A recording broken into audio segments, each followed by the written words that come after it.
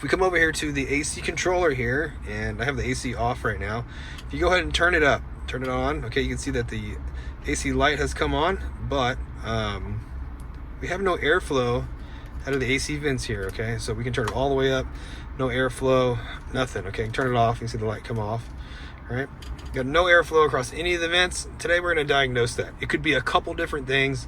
This is actually a pretty common failure with Dodge, Chrysler, Jeep, Ram. Diagnostic tool of the day will be a multimeter, okay? And we're gonna be testing voltage, all right? And we have this guy set on 20 here because we're basically dealing with the 12-volt system. We're gonna need this, and we're gonna go over to the passenger side over here where the blower motor is located. So over here on the passenger side, the very first thing I want you guys to do before we use the multimeter is I want you to check for any trash or debris up in the blower motor's way, okay? So you can take the glove box out by just opening it and lifting it up, and then you can wiggle this guy out of here, okay? So the blower motor is right here. It's actually located like right here. This is it right here. And it pulls air in from right here. Let's do recirculate. And you can see how this opens up. The car might not have the screen, and you can get like papers lodged in there, like air fresheners. Oh, I've seen all kinds of things, okay? So you want to check that first. That's the very first thing.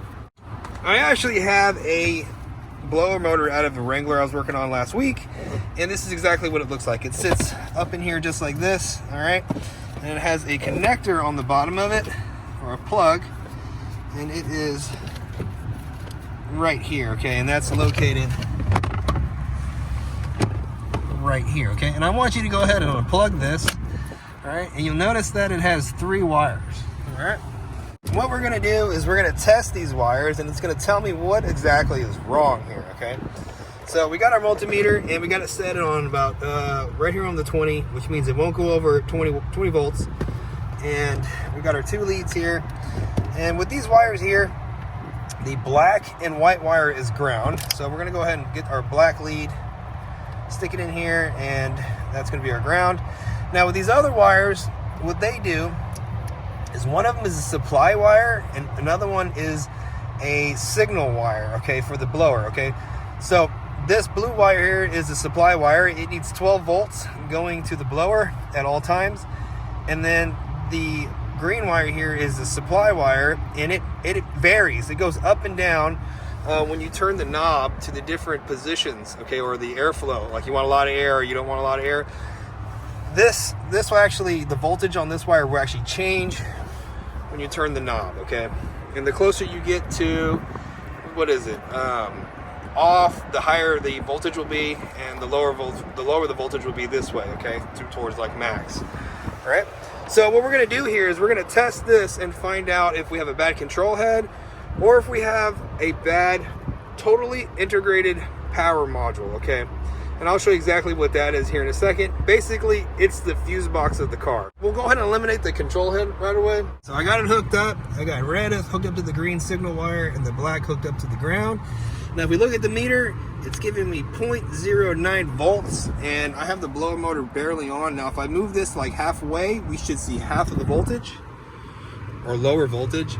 And if I go max, we should see something even lower, okay? And now what I'm gonna do is I'm gonna turn this guy up or down, turn it the other way, and we see everything kind of change, okay? So if we turn this knob and the numbers change, that means our control head is working, okay? We have signal to the blower.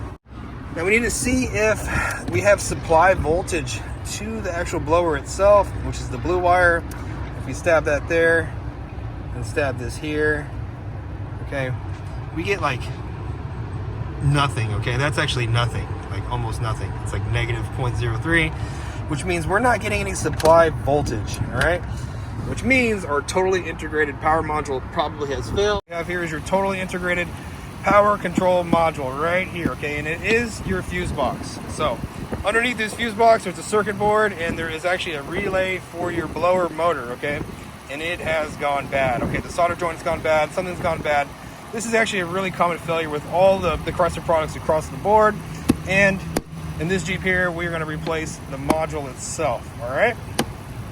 I want to go over one more thing, and that's the blower. A lot of people like to run straight to the blower and replace the blower when they have issues like this, because this is what blows the air. But we can save ourselves a lot of money if we do the testing first like we just did. Now, in a scenario where the signal wire is good and the supply wire is good and we're getting everything we need and it still doesn't work, then we can start looking at the blower and talking about replacing it, okay? Because everything on the car side is good. Now it comes down to the components. And with the Wrangler blower motor, it actually has the blower motor and the blower motor resistor built in one, which is two different parts. A lot of times, like in Chevrolets, the blower motor resistor will fail itself. You just replace that and everything's all good. But in this case, it's all in one. Really do appreciate you guys coming and checking out the video. For the algorithm, I'd really appreciate it if you drop me a like, leave me a comment. I hope to see you guys in another video.